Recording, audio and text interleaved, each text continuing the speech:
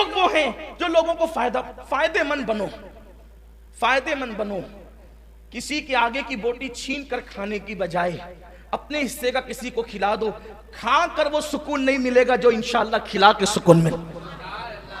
اپنی ضرورت کو دوسرے پہ قربان کر دو. خوبصورت لباس خود پہن کر کے وہ سکون نہیں ملے گا جو کسی کو پہنا کر سکون ملتا ہے. کسی کی خوشی چھینو مت، لوگوں کو خوشیاں بانٹنے والے بنو. خود خوش رہ کر کے اتنا سکون نہیں ملے گا جتنا سکون کسی کو خوشیاں دے کر کے ملے گا. فائدے مند بنو.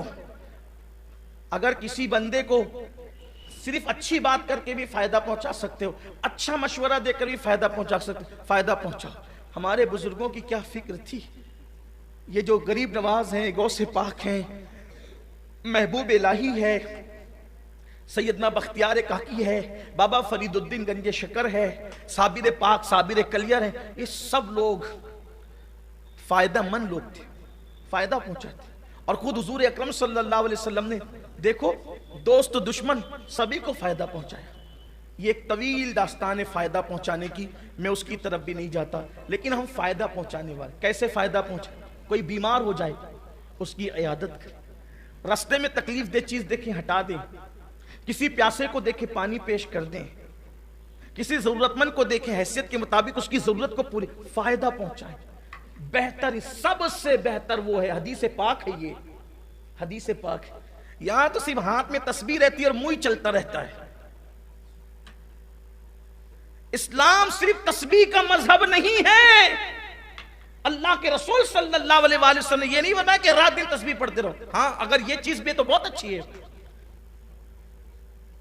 تسبیح پڑھو گے تو صرف اکیلے کو فائدہ ملے گا، اور اگر کسی کے لیے قربانی دو گے تو پوری قوم کو فائدہ ملے گا. فائدے مند بنو، نفع بخش بنو. کسی کی بھوک دیکھو فائدے مند بنو، بھوک مٹانے کی کوشش کرو. کسی کی یہاں میت دیکھو. اب تو یہ ہے کہ لوگ شادیوں میں بھی دیکھ دیکھ کر جاتے ہیں، شادیوں میں دیکھ دیکھ کر جاتے ہیں، میت میں منہ دیکھ کر جاتے ہیں.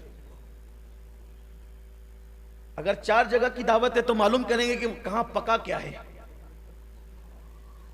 اور جہاں کی ڈش لذیذ ہوگی یا یہ پیٹ کا بندہ جائے گا. اللہ کا بندہ نہیں جا رہا، یہ پیٹ کا بندہ جا رہا ہے. اللہ کا بندہ تو وہ ہے، اللہ کا بندہ تو وہ ہے کہ جس کو پیٹ کی فکر نہیں ہوتی، جس کو یار کی فکر ہوتی ہے کہ وہ خوش ہوگا کہ نہیں ہوگا، وہ راضی ہوگا کہ نہیں ہوگا. یہ صورتحال ہے. اور جنازوں میں منہ دیکھ کر جاتے ہیں.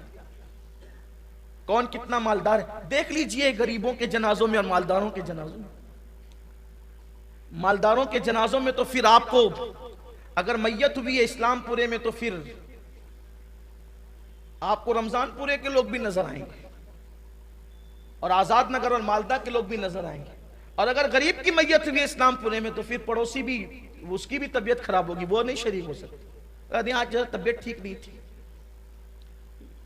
جن کو جنازوں میں بھی منہ دیکھ کر جانا ہے ان کو صلہ کیا ملنا ہے؟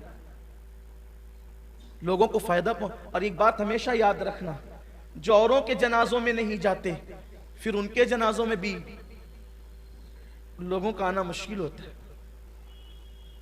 دولت کی بل پر اگر آپ کے بیٹے بلا لیں تو الگ بات ہے، لیکن ہم نے بعض ایسے غریبوں کے جنازے دیکھے ہیں کہ مالداروں کے جنازوں میں وہ رونق نہ تھی، لیکن ان غریبوں کی اصلیت یہی تھی کہ غریب ہونے کے باوجود بھی وہ فائدہ پہنچانے والے تھے، لوگوں کے لیے فائدے مند تھے.